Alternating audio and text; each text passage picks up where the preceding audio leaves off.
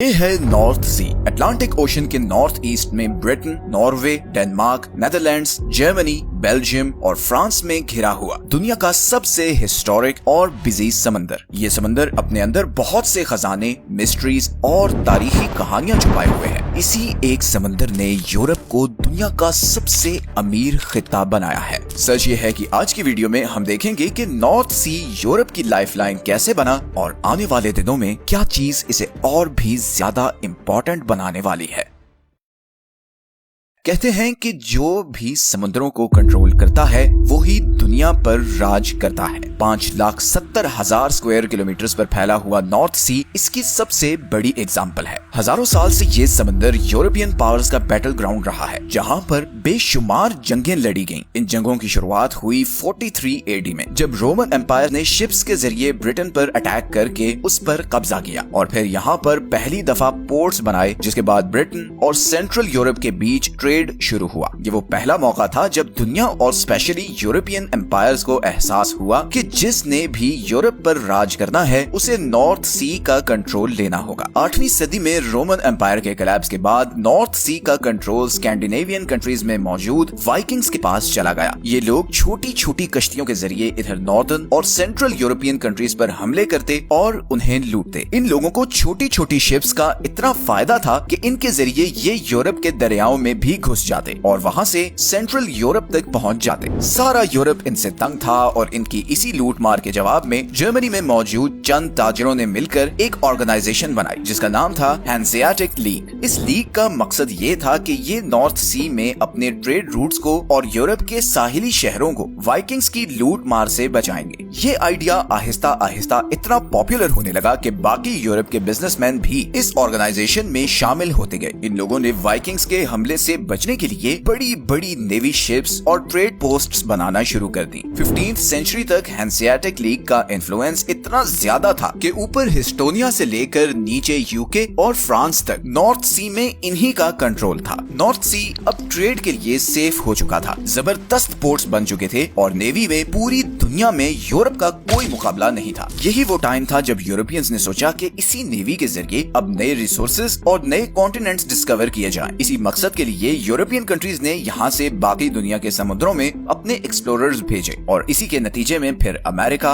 Africa, India, east Asia और Australia की खोज हुई और यहीं से फिर आगे चलकर इसी समुद्र और नेवी के जरिए ब्रिटिश एम्पायर ने पूरी दुनिया पर हुकूमत की। नॉर्थ सी वर्ल्ड वॉर्स के दौरान एक बार फिर स्पॉटलाइट में आया जब एलाइज ने इसी नॉर्थ सी को ब्लॉक करके जर्मनी की सप्लाई लाइन्स कट की और दोनों वर्ल्ड वॉर्स का नतीजा बदल दिया। इसी नॉर्थ सी की वजह से वर्ल्ड वॉर 2 में जर्मनी ब्रिटेन पर अटैक करके उस पर कब्जा नहीं कर सका। हालांकि उस वक्त हिटलर लिटरली अनस्टॉपेबल था। वर्ल्ड वॉर 2 खत्म होने के बाद इसी नॉर्थ सी में सारे हथियार और असलहा डंप कर दिया गया था। बहुत सी रिसर्चर्स के मुताबिक आज भी नॉर्थ सी की तह में तकरीबन 1.5 मिलियन टन का गोला बारूद मौजूद है जो पिछले 70 साल से यहीं समुद्र के नीचे पड़ा है। लेकिन नॉर्थ सी के नीचे सिर्फ गोला बारूद ही नहीं बल्कि और भी बहुत कुछ था जो यूरोप को ट्रेड, कम्युनिकेशन और इकोनॉमिक डेवलपमेंट का हब बनाने वाला था। वर्ल्ड वॉर 2 से पहले नॉर्थ सी एक इम्पोर्टेंट मिलिट्री स्ट्रेटेजिक कंपोनेंट था, लेकिन वर्ल्ड वॉर 2 के बाद आपस में लड़ने वाले ये सब यूरोपियन कंट्रीज इकट्ठे होकर नेटो के मेंबर बन चुके थे। नॉर्थ सी के साथ कोस्ट लाइन शेयर करने वाले हर कंट्री को एक एक्सक्लूसिव इकोनॉमिक जोन दे दिया गया था, जिसके मुताबिक इस जोन के अंदर निकलने वाले रिसोर्सेज और ट्रेड एक्टिविटी पर उसी रिस्पेक्टिव कंट्री का हक होगा। अब इंडस्ट्रियलाइजेशन का दौर आ चुका था। जैसे जैसे इंडस्ट्रीज लग रही थी, कंज्यूमरिज्म भी बढ़ रहा था और साथ साथ ऑटोमोबाइल की डिमांड भी बढ़ रही थी और ये सारी एक्टिविटी जिस एनर्जी सोर्स के दम पर की जा रही थी वो था ऑयल। उस वक्त यूरोप में सिर्फ यूके और जर्मनी के कुछ पार्ट्स में थोड़ी सी ऑयल की प्रोडक्शन की जा रही थी, बट वो इस बढ़ती हुई इकोनॉमिक एक्टिविटी को सस्टेन करने के लिए नाकाफी थी और इसीलिए सारा वेस्टर्न यूरोप अपनी एनर्जी रिक्वायरमेंट के लिए बहुत हैवीली मिडिल ईस्ट पर डिपेंडेंट था। लेकिन फिर फिर कुछ ऐसा हुआ जो इस सारी सिचुएशन को बदलने वाला था। 1959 में नेदरलैंड में ग्रोनिंगन के पास बहुत बड़े नेचुरल गैस के रिजर्व्स डिस्कवर हो गए। इस डिस्कवरी के बाद सब north European countries specially UK और नॉर्वे ने बहुत एग्रेसिवली नॉर्थ सी में ऑयल और गैस की तलाश शुरू कर दी, क्योंकि नॉर्थ सी में सबसे बड़े इकोनॉमिक जोन्स इन्हीं दोनों कंट्रीज के थे। जबरदस्त एक्सप्लोरेशन कैंपेन्स लॉन्च की गई, एक्सटेंसिव ड्रिलिंग की गई, मगर 200 अटेम्प्ट्स के बावजूद भी कुछ भी नहीं निकला। सब लोग मायूस हो चुके थे। लेकिन फिर 1969 में फिलिप्स पेट्रोलियम नामी कंपनी ने एक आखिरी ट्राई करने की ठानी और इस दफा उसने इधर नॉर्वे के EEZ जोन के बिल्कुल कॉर्नर पर, जहां यूके, नेदरलैंड्स, जर्मनी और डेनमार्क के EEZ मिलते हैं, वहां पर ड्रिलिंग शुरू की और लकीली यहाँ पर बहुत बड़े ऑयल रिजर्व्स डिस्कवर हो गए। इस डिस्कवरी ने नॉर्वे की तकदीर बदल दी। फिश और लकड़ी एक्सपोर्ट करने वाला एक गरीब सा कंट्री अब दुनिया का सबसे बड़ा ऑयल प्रोड्यूसर बन चुका था। कुछ ही अरसे में यूके भी यहाँ पर ऑयल और गैस रिजर्व्स डिस्कवर कर चुका था। इन डिस्कवरीज के बाद यूके अपनी 90% ऑयल रिक्वायरमेंट इस नॉर्थ फील्ड से पूरी कर रहा था और उसे सिर्फ 10% ऑयल बाहर से इंपोर्ट करना पड़ रहा था। इन्हीं ऑयल रिजर्व्स की वजह से आज बाकी यूरोपियन कंट्रीज के मुकाबले में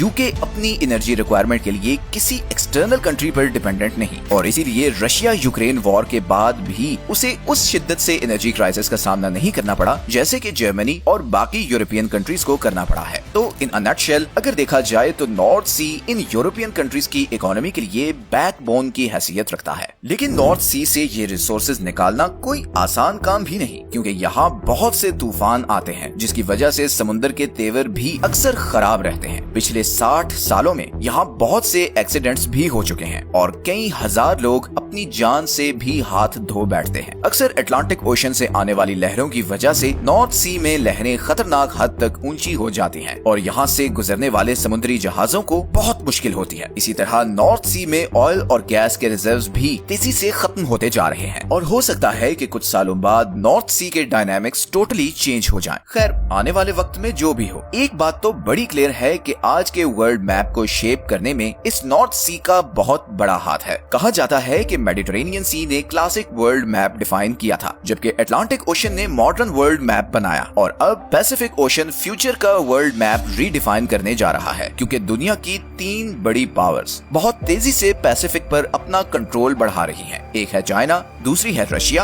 और तीसरी है अमेरिका। ये समुद्र ही हमारी दुनिया का फ्यूचर है और इसीलिए वर्ल्ड सुपर पावर्स बहुत तेजी से इनका कंट्रोल लेने की कोशिश में हैं। इस टॉपिक पर हमने ये 2 वीडियोस बनाई हैं, जिसके बाद आपको भी ये क्लैरिटी मिलेगी कि नेवल डोमिनेंस ही फ्यूचर में तरक्की का जरिया होगी। जिस कंट्री की नेवी स्ट्रॉन्ग होगी और उसका दुनिया के जितने समुद्रों पे कंट्रोल होगा, उतना ही दुनिया में उसका मकाम और इन्फ्लुएंस होगा। ये है वो सारे सोर्सेज जहाँ से हमने आज की वीडियो के लिए कंसल्ट किया है। मिलते हैं नेक्स्ट वीडियो में एक और इंटरेस्टिंग टॉपिक के साथ। अपना ख्याल रखिए। अल्लाह हाफिज।